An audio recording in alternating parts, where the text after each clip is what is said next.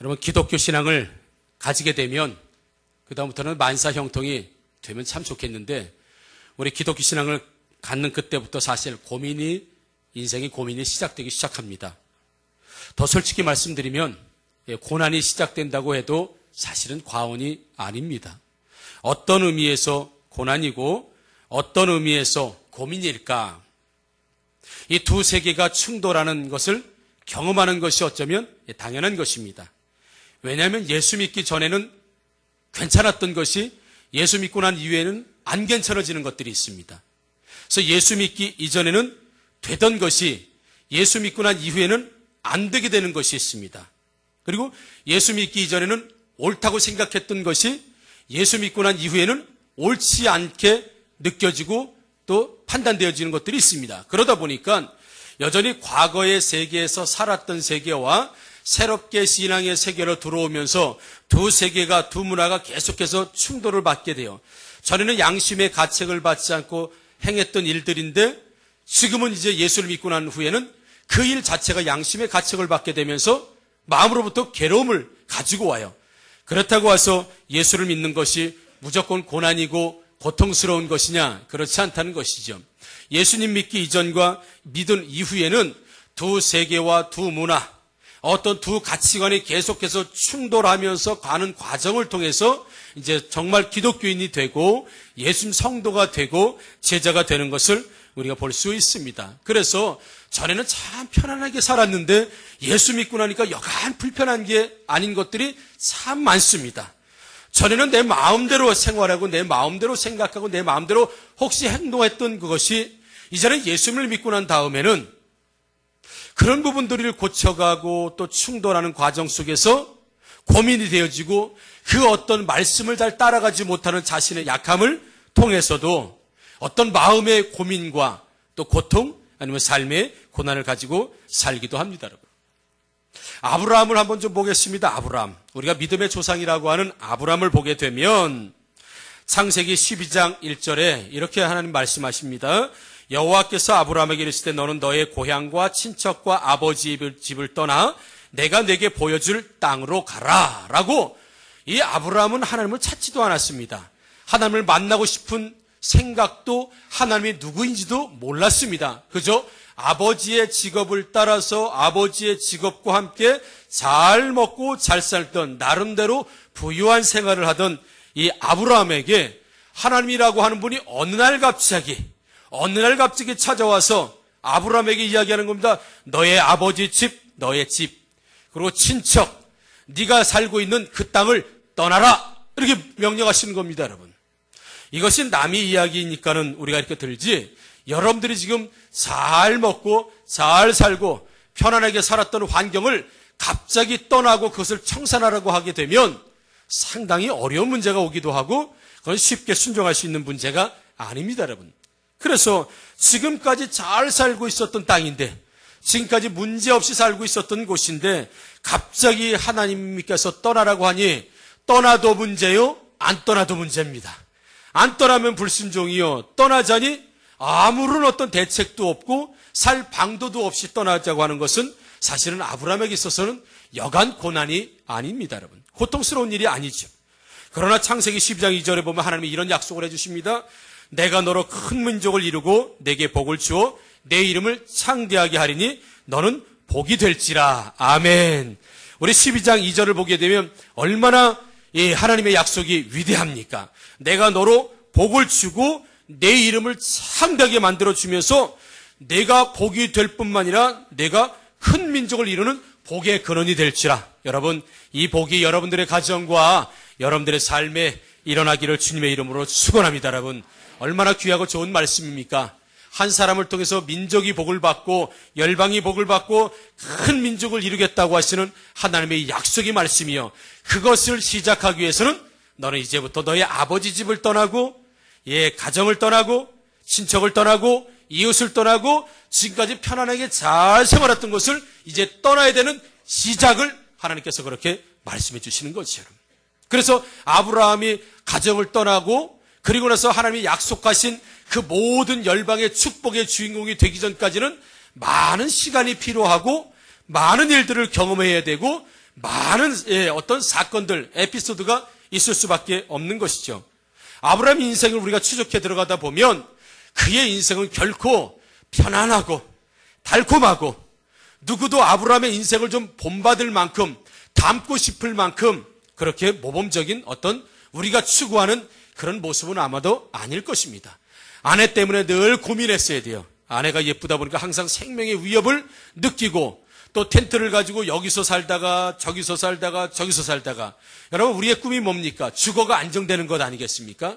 좀 내 집을 마련해 가지고 이사 가라는 얘기 하지 말고 이사 갈 때 이사 걱정하지 말고 내 집을 가지고 내가 사는 것 우리의 사실 꿈 아니겠습니까 여러분? 그렇잖아요? 이게 우리들의 꿈이고 장막을 이동하는 건 여간 불편하고 힘든 일이 아닙니다. 그런데 잘 살던 집을 떠나서 텐트를 가지고 이리저리 옮겨 다니는 삶을 살아야 되는 아브라함의 삶을 만약에 여러분들을 보고 사십시오라고 하면 그것만큼은 조금 담고 싶진 않을 거. 그죠?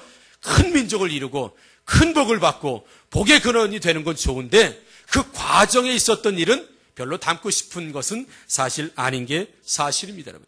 사도 바울 볼까요? 사도 바울은 예수님 만나기를 원하지 않았던 사람입니다. 예수님 부르지도 않았던 사람입니다. 그런데 어느 날 갑자기 예수님이 다메섹이라고 하는 곳에서 사도 바울을 찾아오게 되시죠. 일방적으로 찾아오셔서 그를 그리스도의 종으로 불러주십니다. 그래서 사도 바울은 뒤를 돌아보면서 그런 이야기를 하죠. 로마서 1장 1절에 예수 그리스도의 종 바울은 사도로 부르심을 받아 하나님의 복음을 위하여 택장함을 입었으니, 그래서 하나님의 부르심을 받고 택정을 입었다라고 하는 것을 성도들에게 이야기해주고 있습니다. 여러분들도 부르심을 받고 택정을 받은 사람들인 줄 믿습니다. 이 바울이 부름받은 것처럼 우리들도 그렇게 부르셨어요. 왜 부르셨을까요? 하나님이 뭐라고 얘기했냐면 디모데후서 4장 8절에 이제 후로는 나를 위하여 의의 면류관이 예비되었으므로, 여기까지만 읽을게요. 의의 면류관이 예비되었으므로. 그래서 예수님께서 다메섹에 사도 바울을 찾아오신 이유가 결국엔 사도 바울에게 의의 면류관을 주시기 위해서 사도 바울을 찾아오셨는데, 이건 자의로 예수님을 원해서 찾아온 것이 아니라 하나님께서 일방적으로 사도 바울을 찾아오게 된 것이죠. 그래서 다메섹이라고 하는 예수님을 믿기 시작한 시점부터 의의 면류관이 받는 그 순간 어디예요? 천국을 소망하는 것이겠죠. 그 이후의 인생 동안에 사도 바울에게 어떤 인생이 있었는가 말이죠. 여러분, 사도 바울 같은 인생 살고 싶으십니까? 들어보시면 아마 아멘이 잘 안 나올 거예요. 사도 바울이 자신의 인생의 걸어온 여정을 몇몇 단어로 다 이야기하고 있는데 뭐라고 이야기하냐면 고린도후서 11장 24절에 유대인들에게 40에서 하나 감한 매를 5번 맞았으며. 어떻습니까 여러분? 사도 바울의 인생을 따라가고 싶습니까? 40에 하나 감한 39대를 태장을 엎드려가지고 볼기를 큰 몽둥이로 39대를 5번 맞았다고 했습니다. 예수 믿는다는 것 때문에 내가 너를 부르심을 받았고 너를 택정해서 너의 의의 면류관을 받게 하겠다라고 하나님이 어느 날 일방적으로 찾아오셔서 부르시고 난 다음에 그 다음부터는 좀 만사형통으로 진행되면 참 좋을 텐데 사도 바울은 그렇게 이야기하지 않고 나는 거의 40대에 다 되는 매를 5번이나 맞았다. 그리고 사도행전 16장 23절에 많이 친 후에 옥에 가두고 간수에게 명하 든든히 지키라라. 사도 바울은 가는 곳마다 매를 맞았습니다. 가는 곳마다 매를 맞았어요. 자, 사도 바울의 인생, 하나님이 다메섹에서 사도 바울을 찾아오시고, 그래서 사도 바울은 나는 의의 면류관이 예비되어 있는 의의 면류관을 바라보고 나는 한결같이 자겠다고 하는 다메섹과 의의 면류관이라는 이 과정 속에서 사도 바울은 매를 많이 맞고 옥에 갇혔던 이야기들 수없이 우리들에게 들려주고 있습니다. 이것이 바로 예수를 믿게 하기 위해서 하나님이 부르신 사람들의 인생이라는 거죠. 베드로도 마찬가지입니다, 여러분. 나름대로 배 한 척 가지고 열심히 고기 잡고 그저 장모 모시고 처자식 데리고 잘 살았던 좋은 가장이었습니다. 편안하게 살았어요. 그런데 어느 날 예수님이 오시더니 불렀습니다. 나를 따라오너라. 그래서 그는 배와 그물을 버려두고 예수님을 따릅니다. 그리고 나서부터는 어때요? 베드로가 배가 두 척이 됐습니까? 그물이 더 커졌습니까? 아닙니다. 그 다음부터는 집도 없어지고 가족들과 헤어져서 이제 불편한 잠을 자야 됐고 또 조롱을 당해야 됐고 때로는 매를 맞아야 됐고요. 때로는 책망을 받고 배고픔에 고통스러워할 뿐만 아니라 옥에 갇히는 일들을 수없이 반복했던 베드로의 인생의 모습을 우리가 볼 수 있습니다, 여러분. 이것이 예수 믿고 난 이후의 성도들의 모습이라는 것이죠. 여러분의 모습은 지금 어떻습니까? 우리가 그래서 서론에 여러분들에게 말씀드렸듯이 예수를 믿게 되게 됩니다 보면 두 세계가 충돌한다. 이제 과거에는 괜찮았던 생활이 예수 믿고 나서는 어렵게 되고 양심의 가책을 받게 되고 자꾸 이랬으면 안 된다고 하는 나름대로의 고민과 번뇌와 고민과 이런 부분들을 통해서 자꾸 하나님이 약속하신 아브라함에게는 열방의 축복을 받고 모든 민족의 조상이 될 것이며 복의 축복이 될 것이라고 하는 이 하나님의 어느 순간의 상, 그리고 사도 바울에게는 의의 면류관, 이 사도 바울에게 주시고자 하는 하나님의 이 상급을 위해서 사도 바울을 부르신 다메섹에부터 그 상급을 받는 그 과정 속에서 있었던 많은 일을 사도 바울은 고통과 고난이라고 말하고 있고요. 베드로도 잘 먹고 잘 살고 편안하게 살고 있었던 그 베드로 어부 생활을 청산하고 예수님을 따르는 그 순간부터 배고프고 멸시와 조롱과 옥에 갇히고 매를 맞는 이런 일들을 통해서, 그러나 그가 제자를 통해서 천국 열쇠를 받고 모든 교회가 베드로의 이름 위에 세워진다고 하는 축복이 있었지만 그 축복을 이루는 과정 속에서 있었던 일은 옥에 갇히는 일이고 매를 맞는 일이고 배고픔에 고통스러운 일이고 조롱받는 일이었다는 것, 심지어는 십자가에 거꾸로 매달려서 죽는 일이었다는 것입니다. 그래서 우리는 예수님을 믿을 때 모든 것이 다 잘 돼야 된다고 하는 생각들을 여러분 가지고 있습니다. 그러나 사도 바울이요, 아브라함이요, 또 우리 베드로요, 믿음의 사람들이 예수님을 믿고 난 이후에 오는 모든 고난들과 역경들을 가지고 믿음의 길에서 떠났느냐? 그렇지 않았다는 것이죠. 그 믿음의 길에서 오는 모든 환난과 역경, 이런 부분들을 바로 부르심의 상을 향해서 달려가는 하나의 과정으로 보았고요.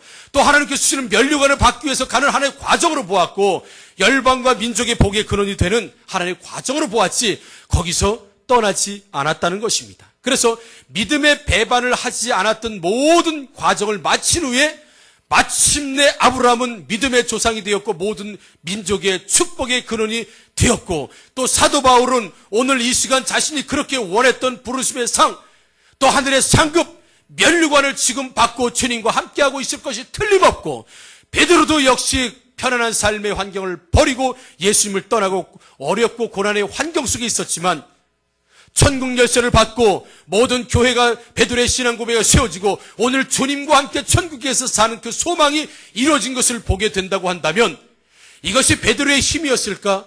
아니면 사도 바울의 힘이었을까? 아브라함의 용기였을까? 무엇이었을까요, 여러분?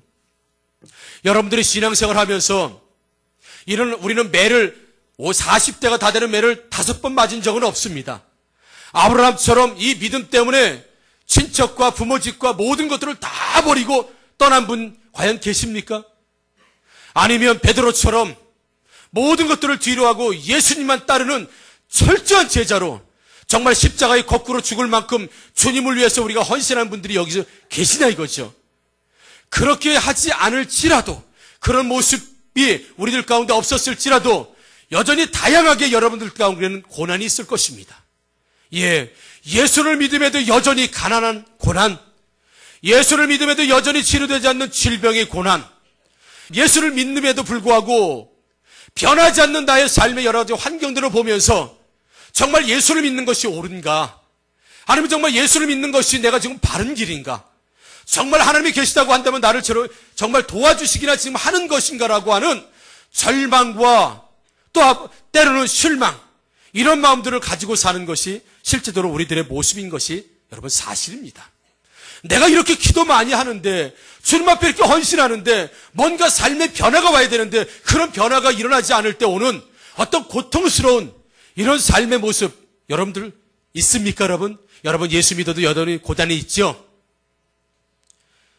여러분 여전히 예수 믿어도 고난이 있습니까? 이거 어떻게 대답해야 될지 몰라요. 고난이 있다고 해야 되나? 자, 그러면 자, 예수 믿고 난 이후로 나는 모든 질병에서 한 번도 걸리지 않았습니다. 아멘이십니까? 거 봐요. 예수 믿어도 질병이 걸리지 않습니까? 자, 나는 예수 믿고 난 다음에 엄청나게 부자가 됐다. 예, 재정적인 압박을 한 번도 받아본 적이 없다.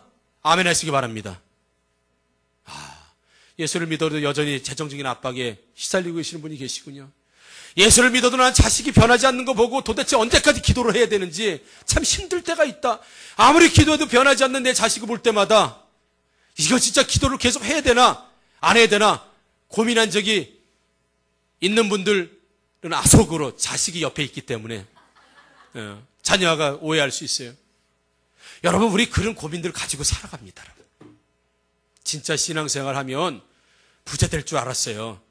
신앙생활 정말 열심히 하면 모든 병이 다 떠나갈 줄 알았습니다. 물론 성경 그렇게 약속하고 있습니다. 예수를 믿게 되면 모든 것이 다 만사형통해서 다 그냥 저절로 잘 될 줄 알았어요. 우리 아이들 뭐 한 번만 교과서 한 번 훑어보고 하면 다 100점 받아올 줄 알고 뭐 나가는 것마다 다 성공할 줄 알고 다 그렇게 될 줄 알았지만 때때로 우리는 실패를 경험하고 삽니다, 여러분. 그런데 어떤 분들은 실패를 경험하고 실망스러운 일이 있게 되면 하나님을 떠나는 분들이 계시지요. 예수를 믿어도 소용이 없구나. 기도를 해도 별로구나. 열심히 나름대로 주의 전을 위해서 충성했는데 충성하기 전이나 충성한 후나 별로 변한 것도 없네. 그리고 충성을 슬그머니 내려놓는 분들도 계시는 것이 사실입니다.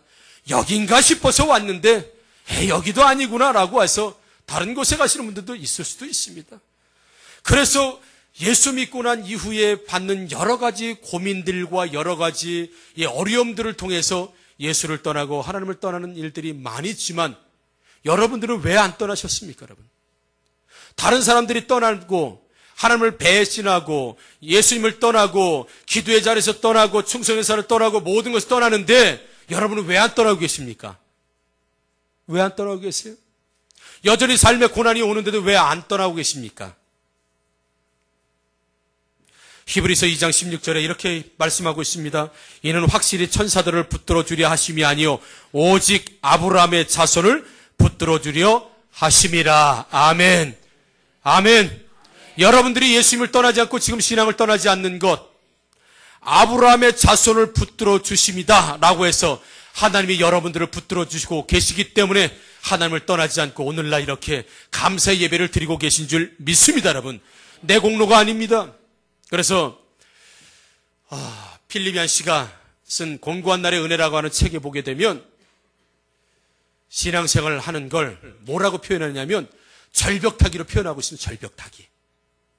예, 평지로 갔습니다. 신앙생활 하기 전에는 그저 평지를 걸어가는 생활이었어요. 평지 끝에는 당연히 지옥이 있지요. 평지를 걸어갔는데 어느 날부터 예수님을 만나게 됐고 예수님을 믿게 되면 그 다음부터는 인생이 절벽타기 인생으로 변하는 겁니다, 여러분. 절벽 어렵습니다. 절벽 타는 인생입니다. 처음에는 모든 안전장비, 모든 절벽 타는 도구 다 가지고 의욕적으로 출발합니다.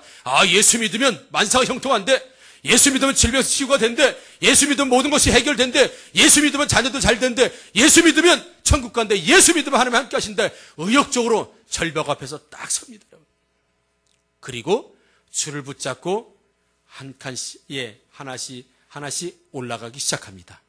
그렇죠? 절벽을 줄에 의지해서 올라갑니다.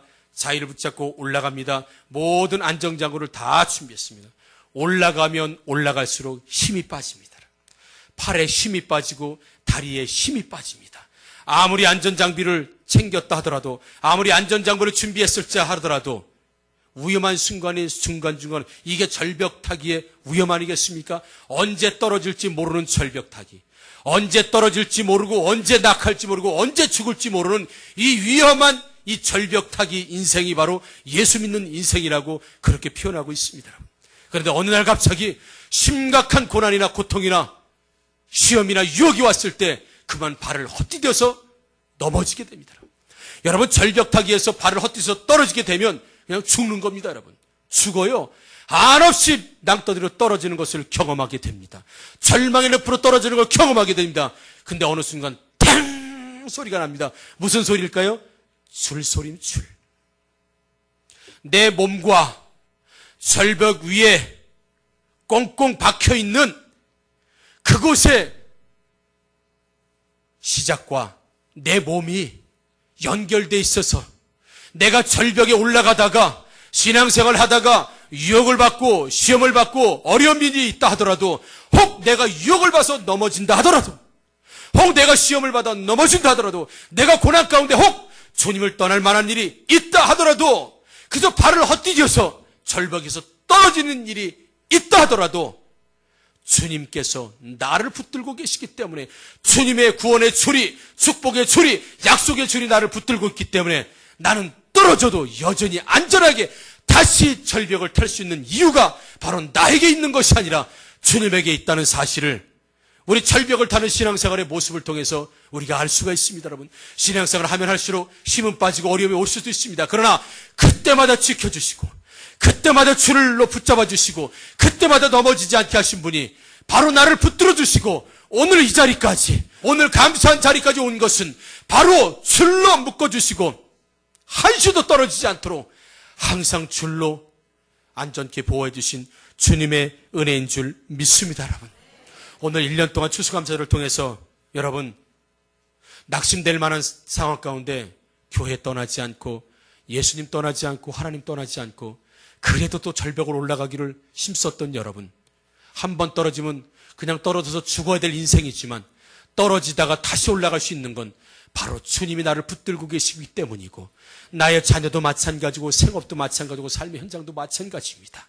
여러분, 내가 잘나서가 아니라, 내가 잘해서가 아니라, 내가 열정이 있고 노력이 있어서가 아니라, 그분이 줄로 여전히 나를 묶어주시고 신앙의 절벽을 타고 올라갈지라도 떨어지지 않을 수 있는 이유는 그분이 나를 줄로 묶어주시고 항상 붙들어주시기 때문이지, 우리가 절벽을 잘 타서 우리의 안전장비가 좋아서 내가 힘이 좋아서가 아니라는 것을 이 추수감사절을 통해서 더 깊이 감사하시고 더 깊이 고백하시는 여러분들 되기를 주님의 이름으로 축원합니다. 여러분, 말씀 한 절만 더 드리겠습니다. 시편 37편 25절 한번 올려주시면 한번 같이 한번 읽어보도록 하겠습니다. 한번 읽겠습니다. 시작.